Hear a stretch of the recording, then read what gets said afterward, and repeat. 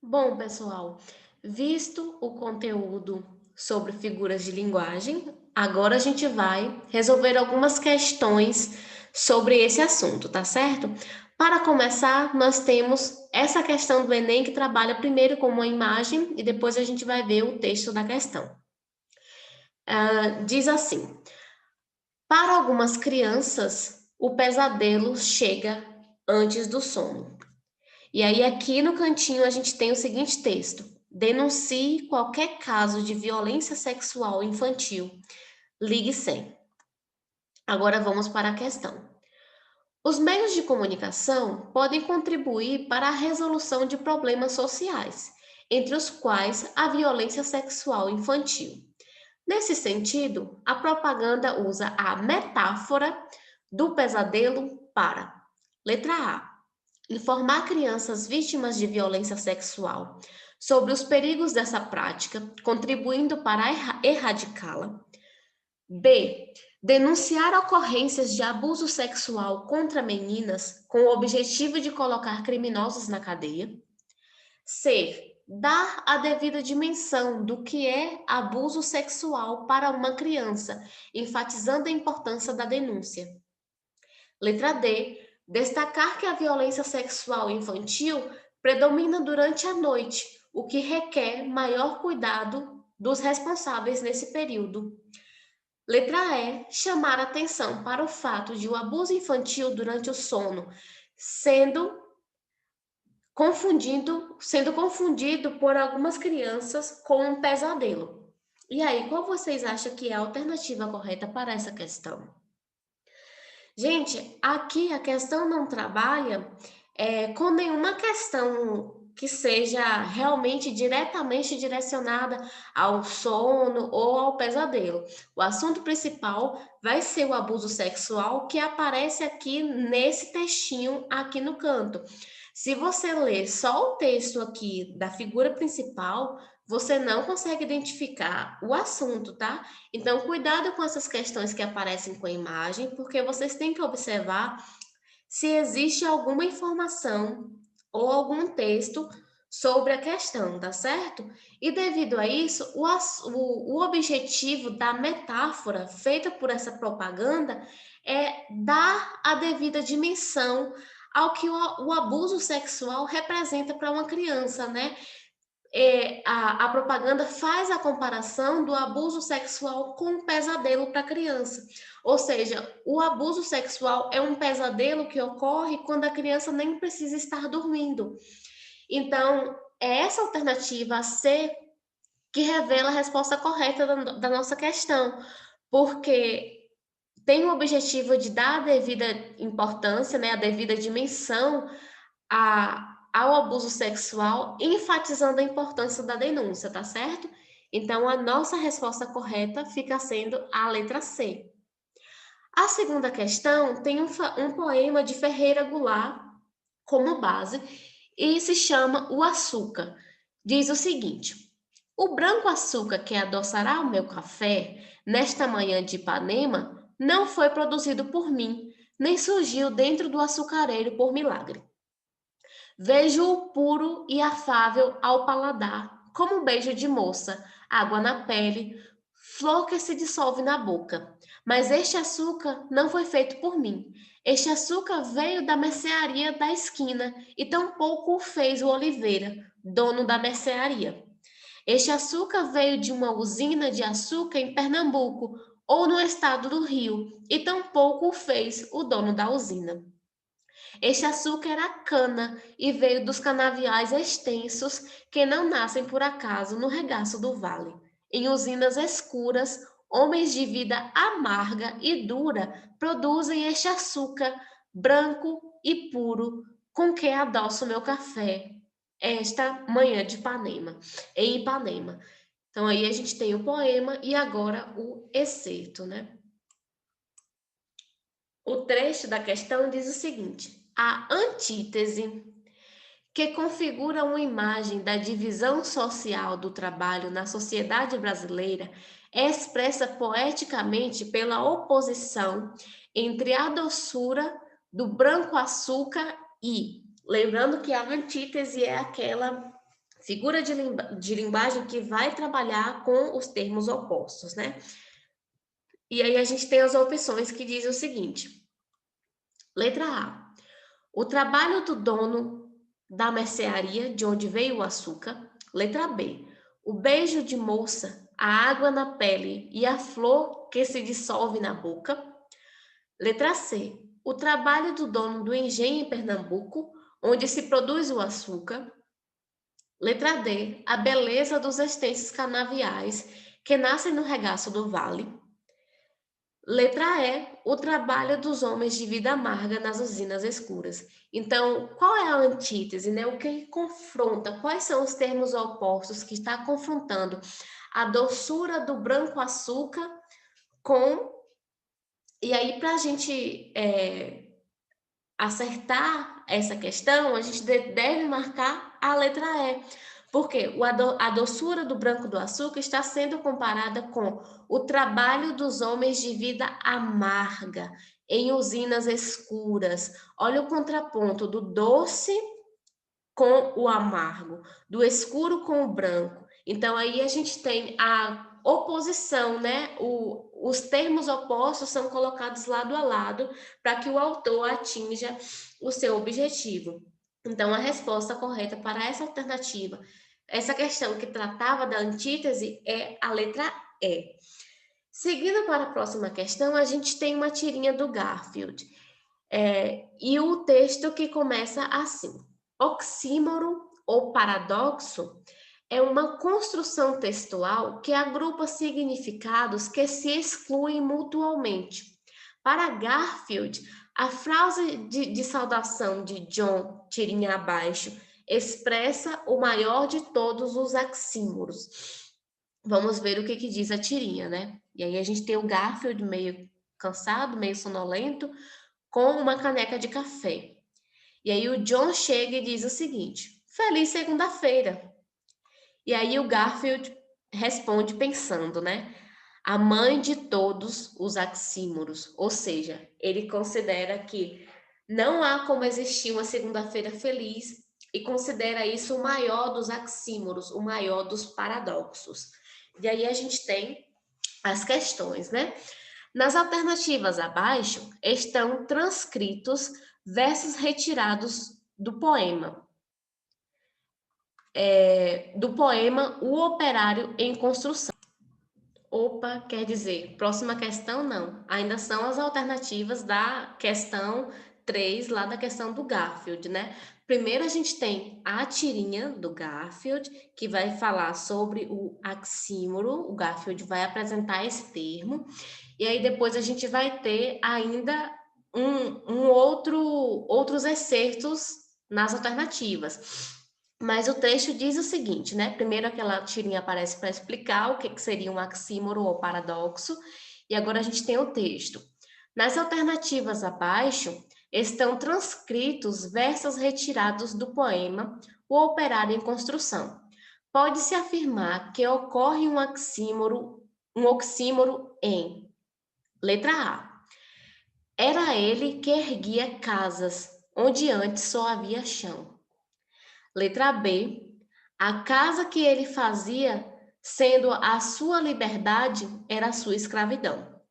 Letra C. Naquela casa vazia que ele mesmo levantara, um mundo novo nascia de que sequer suspeitava. Letra D. O operário faz a coisa e a coisa faz o operário. E letra E. Ele, um humilde operário, um operário que sabia exercer a profissão. E aí, qual vocês acham que é a alternativa correta para essa questão que pergunta onde está o oxímoro nesses trechos? Primeiro a gente teve lá o Garfield tentando explicar o que é o oxímoro, e agora a gente tem os trechos, né, questionando do trecho do poema O Operário em Construção. Qual é o trecho que fala do oxímoro, né? E o trecho que fala sobre essa figura de linguagem é o texto que está na alternativa B, porque fala que a casa que ele fazia, sendo sua liberdade, era sua escravidão. Então, a gente tem aí um paradoxo, porque se uma coisa é liberdade, como que ela pode ser escravidão, né? E se ela é escravidão, como ela pode ser liberdade? Então, aí a gente tem um paradoxo dentro desses versos que vai representar esse oxímoro do qual primeiro nos falou o Garfield. Então, a resposta correta para essa questão é a alternativa B. Na próxima questão, a gente tem uma charge representando a evolução, né? Tem ali a série da evolução, e aqui nessa penúltima imagem a gente começa a ver assim uma diferença que pode parecer estranho, né? Que não é muito comum aparecer nos conteúdos sobre evolução quando a gente estuda. E aí, ao final, tem um homem curvado no computador, numa posição completamente diferente do que a gente poderia perceber no homem que está ereto, né? E aí a gente tem a questão que diz assim, o seguinte: o argumento presente na charge consiste em uma metáfora relativa à teoria evolucionista e ao desenvolvimento tecnológico. Considerando o contexto apresentado, verifica-se que o impacto tecnológico pode ocasionar, letra A, o surgimento de um homem dependente de um novo modelo tecnológico. Letra B, a mudança do homem em razão dos novos inventos que destroem sua realidade. Letra C, a problemática social de grande exclusão digital a partir da interferência da máquina. Letra D, a invenção de equipamentos que dificultam o trabalho do homem em sua esfera social.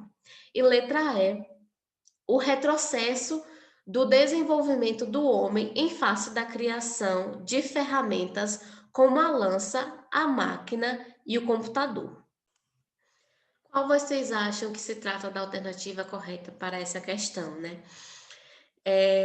A charge, gente, obviamente é uma crítica aos novos usos tecnológicos. Aqui a gente vê um homem com uma britadeira já se curvando, meio que voltando à inferioridade da espécie que primeiro surge, e logo em seguida a gente tem um homem ainda mais curvado e ali meio que preso ao computador, né? Essa charge, essa metáfora, essa crítica, então, vão sugerir que ocorre o surgimento de um homem dependente de um novo modelo tecnológico. Ou seja, a resposta correta para essa questão a gente vai encontrar na letra A, né, que vai mostrar ali o homem mais dependente e mais curvado, dependendo das novas tecnologias que surgem. Indo para a nossa penúltima questão da aula, nós temos os seguintes trechos para analisar. Nenhum dos autores nacionais ou nacionalizados de 80 para lá falava nas estantes do Major. E o essencial é achar-se as palavras que o violão pede e deseja. Encontramos, respectivamente, as seguintes figuras de linguagem.